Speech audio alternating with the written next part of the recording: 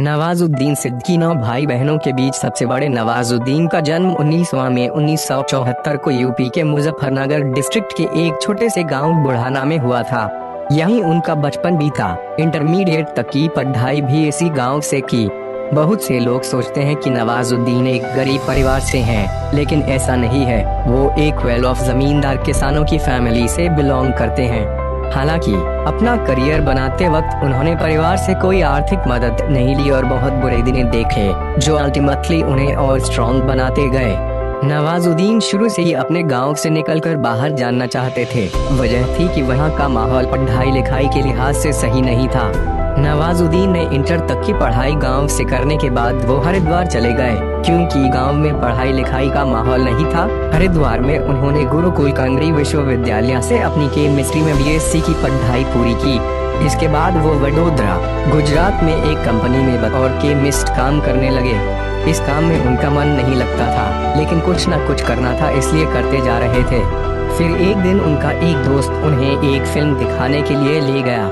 Film उसे अच्छा लगा। उसके बाद उन्हें एहसास हुआ कि शायद वो इसी काम के लिए बने हैं। इस बारे में उन्होंने अपने दोस्त से सलाह लिया और दोस्त ने समझाया कि एक्टर बनना है तो एक्टिंग सीखनी होगी। इसके बाद उन्होंने नेशनल स्कूल ऑफ ड्रामा में दाखिला ले लिया और 1996 में वहां से ग्रेजुएट होकर निकले। नवाजुद्दीन उत्तर प्रदेश के मुजफ्फरनगर जिले के छोटे से कस्बे बुढ़ाना के किसान परिवार से है। हरिद्वार की गुरुकुल कांगड़ी यूनिवर्सिटी से साइंस में ग्रेजुएशन किया है, लेकिन छोटे कस्बे की जिंदगी रास नहीं आई तो दिल्ली चला आया। जिंदगी चलाने का जरिया चाहिए था तो मैं चौकीदार तक का काम करने से पीछे नहीं हटा, लेकिन मेरे अंदर कुछ क्रिएट करने की भूख थी और कुछ कर दिखाने का जज्बा था।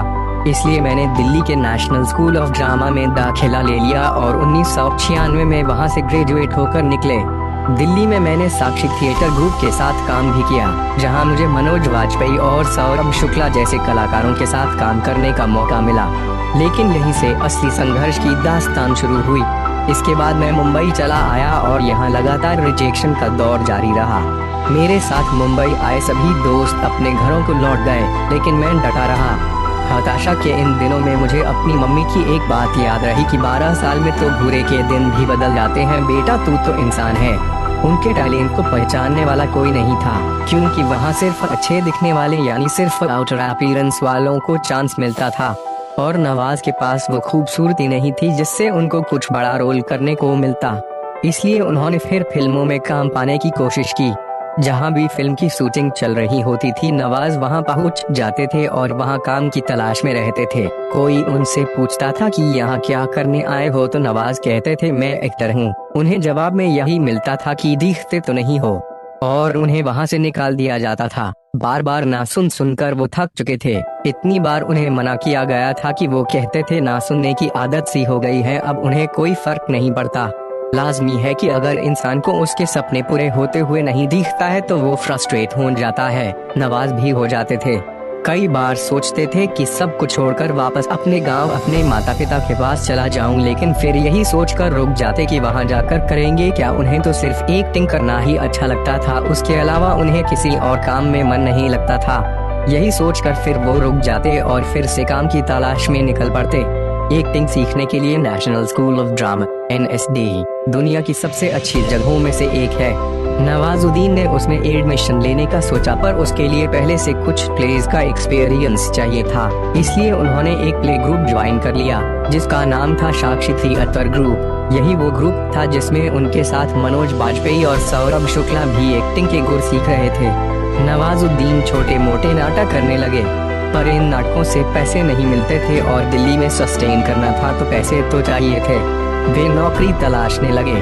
एक दिन उन्हें किसी पब्लिक टॉयलेट की दीवार पर चिपका पोस्टर दिखा। लिखा था सिक्योरिटी गार्ड्स और वॉचमैन चाहिए। नवाजुद्दीन ने कांटेक्ट किया और उन्हें शाहदरा के पास एक टॉयज फैक्ट्री में वॉचमैन की नौकरी मिल गई। कहते हैं जो लोग अपना सफर काफी नीचे से शुरू करते हैं वे काफी ऊपर तक जाते हैं।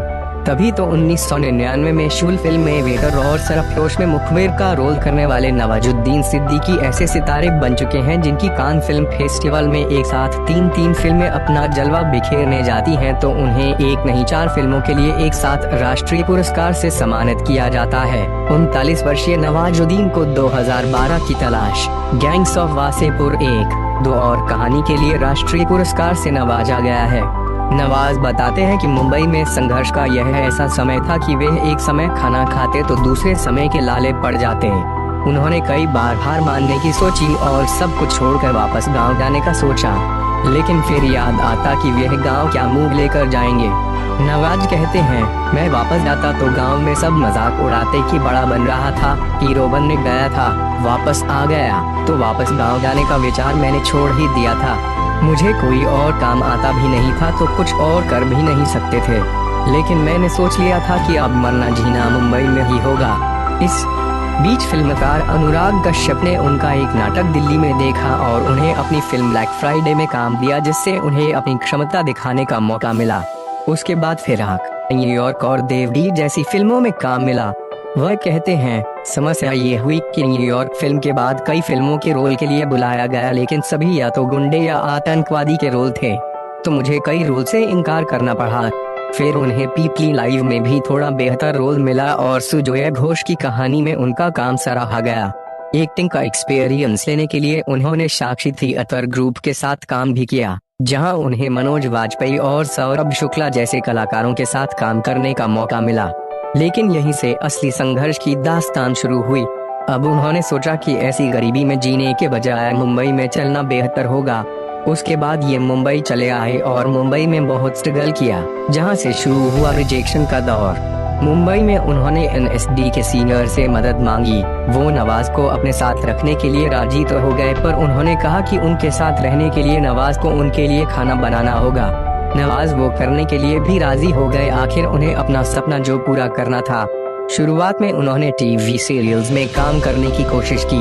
बहुत कोशिशों के बाद उन्हें सीरियल्स में 1-2 बार थोड़े समय के लिए छोटे रोल्स करने को तो मिला, जहां उन्हें ज्यादातर नोटिस नहीं किया जाता था। उसके बाद उनको ये रियलाइज हुआ कि वहां उनकी सही जगह नहीं है। वो कभी कभी निराश होकर वापस अपने गांव लौटने की सोचते थे, लेकिन फिर उनको विचार आता कि वापस गांव जाकर तो खेती करनी पड़ेगी और गांव के लोग मजाक अलग उड़ाएंगे।